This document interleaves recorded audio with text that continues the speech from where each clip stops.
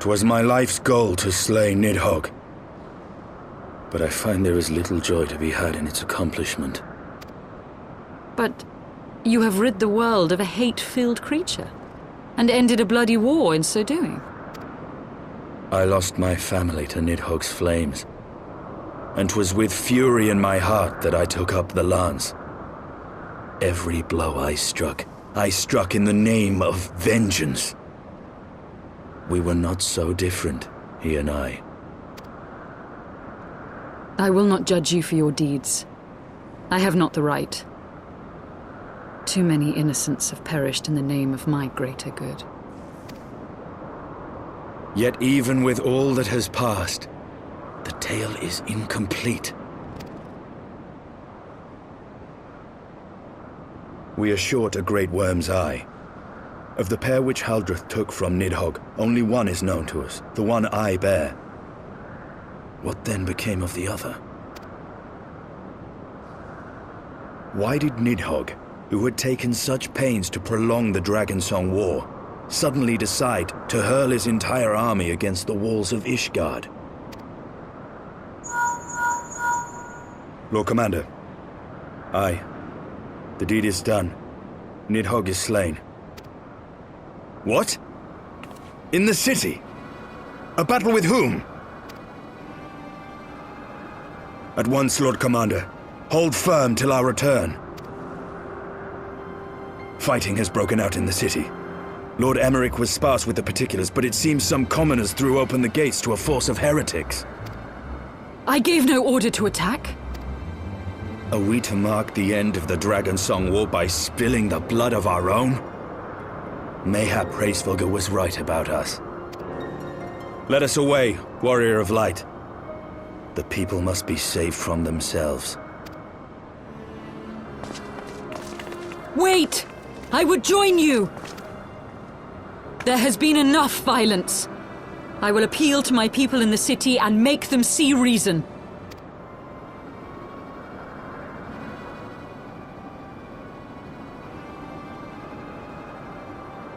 Come then, Lady Iceheart.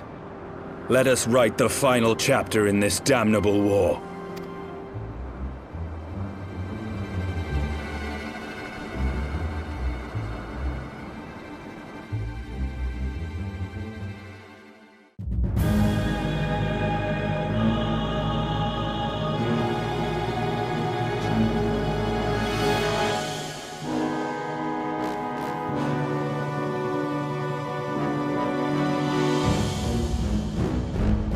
A small army of heretics has invaded the city, Your Eminence. But there is no cause for concern. A sizable contingent of our soldiers is already in place to repel the Dravanian assault. And the intruders will soon find themselves outnumbered and outmatched. Our plans proceed apace, then? Yes, Your Eminence. This unrest shall serve to feed the people's fear of the heretics and the dragons both. And lend renewed fervor to their prayers for deliverance. Very good. Grant our guests what time they need to sow a measure of chaos, then order the Temple Knights to crush them. Your will be done.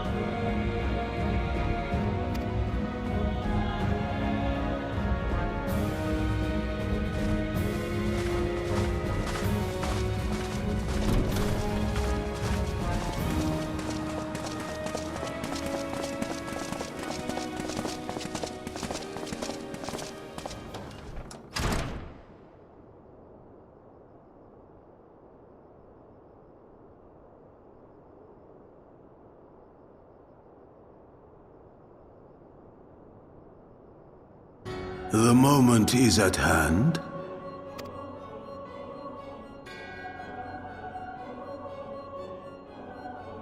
Excellent. All shall soon be in alignment.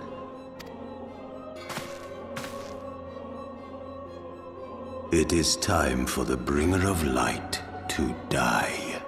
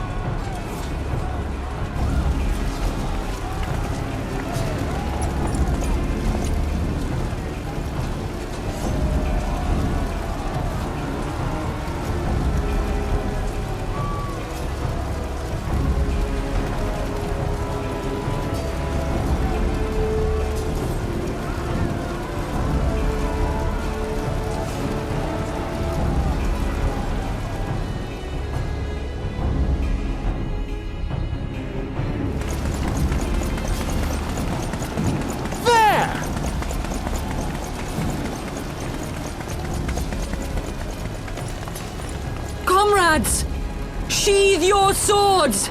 There is no need for further bloodshed! My lady! She is come!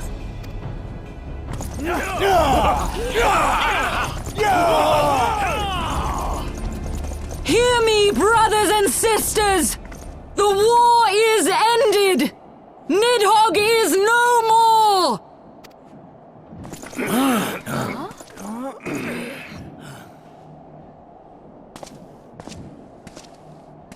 Aye, it is so! This adventurer and the Azure Dragoon laid the Great Worm low!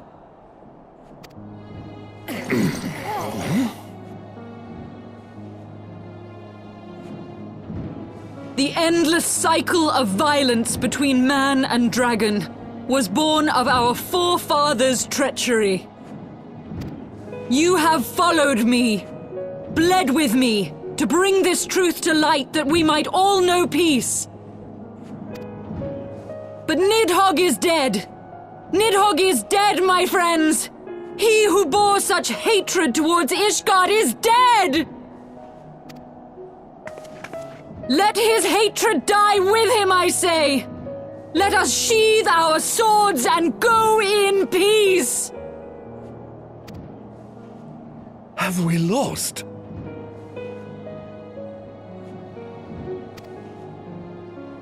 No, my friend! Far from it! At long last, the peace for which we have so desperately fought is within our grasp, and I, for one, would not forsake it!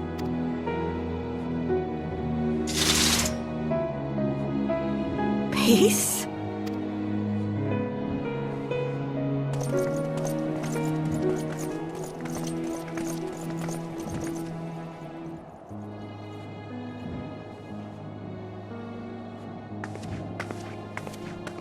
Seize the witch! Let none escape!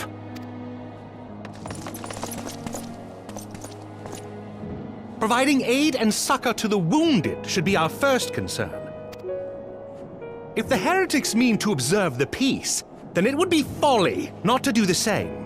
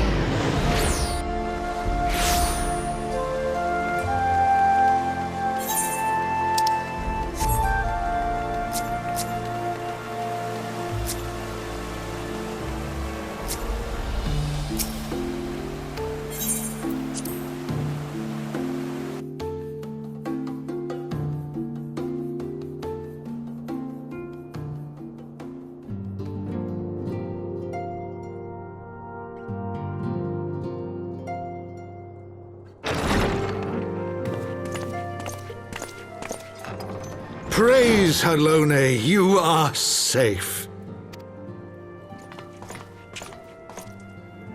My safety was never in doubt, Father, for I had the Azure Dragoon and the Warrior of Light by my side. We bring the most wonderful tidings.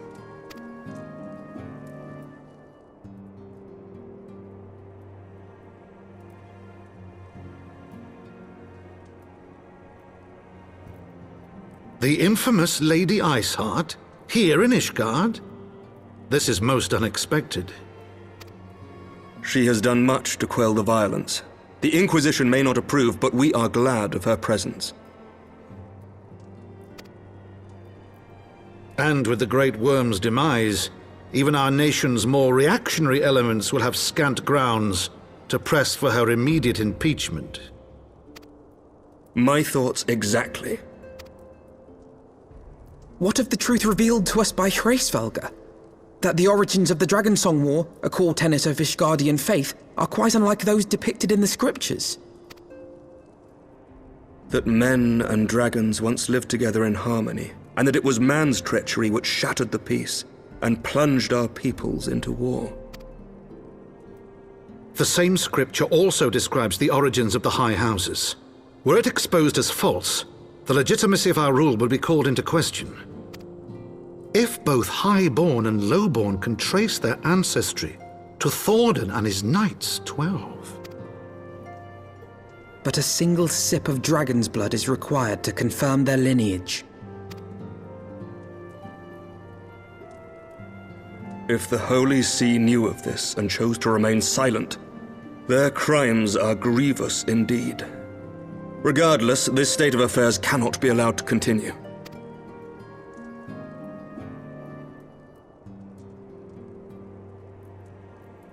Sir Emeric, you cannot mean to raise this matter with the Archbishop. Pray consider what you are proposing. If the Holy See chose to conceal the truth for centuries, what reason would they have to reveal it now? At best, you will be branded a heretic and clapped in irons. Then at least the Archbishop will have shown his true colors. My friends, this war will never truly be at an end until the truth is made known. You must see what lies on the horizon if it is not. When ruled by fear of a common enemy, we were united. But now we have none. During the war, the Highborn needed men to lead and the Lowborn men to follow. Not anymore. 'Tis but a matter of time before the old order is called into question. Lady Iceheart will share the truth with her followers, and the Holy See will be powerless to stop its spread. The disenfranchised will rise up united, and blood will flow in the streets once more.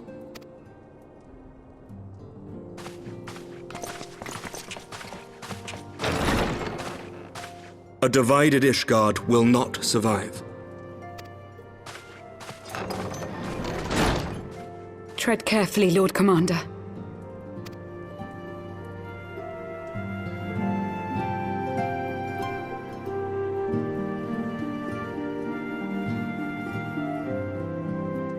My lady, is it wise to let him go? I sympathize with the Lord Commander's desire for reform, but to approach the Archbishop in this manner bespeaks an idealism to which I did not think Sir Emeric prone. Though he comports himself as a realist, he has long dreamt of reform. 'Twas that idealism which first drew me to him, that which made me swear an oath to serve. We must not think of ways to hinder his cause, but rather ways to aid it, even should the Holy See cry heresy. You cannot mean... If the Lord Commander does not return from the vault at the appointed hour, I mean to go and fetch him. Have care, my lady. Your words border on treason. Should they reach the wrong ears, you will be declared an enemy of Ishgard. That is a risk I am willing to take. Lest you forget, my lord, I am not born of this land. My loyalty is to the Lord Commander alone. But I speak only of what may come to pass. If the rumors regarding his heritage are to be believed, we have naught to fear.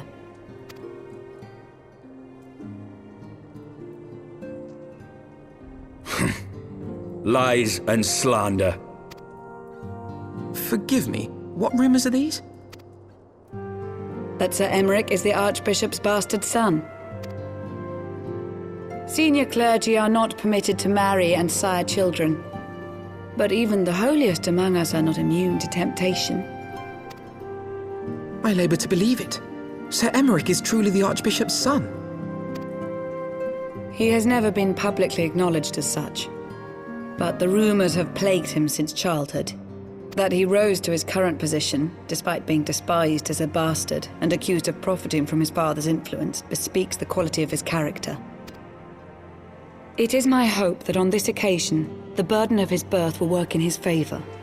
Should our worst fears be realised, the Archbishop will not be so quick to execute his own flesh and blood, affording us time to mount a rescue. Bastard or trueborn, he is our nation's best hope. If the Holy See dares to threaten him, I shall lead the charge against the Vault myself.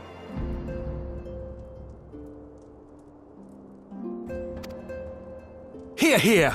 The future of Ishgard rests on Sir Emeric's shoulders. I too will do mine utmost to aid his cause.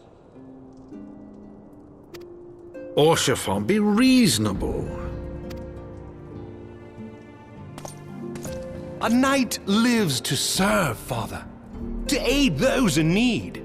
The people need Sir Emeric more than ever, and we may be his only hope. There is no greater calling for a knight than to save the life of his fellow man. I swear to you, on the sigil of our house, that I shall do this and make you proud.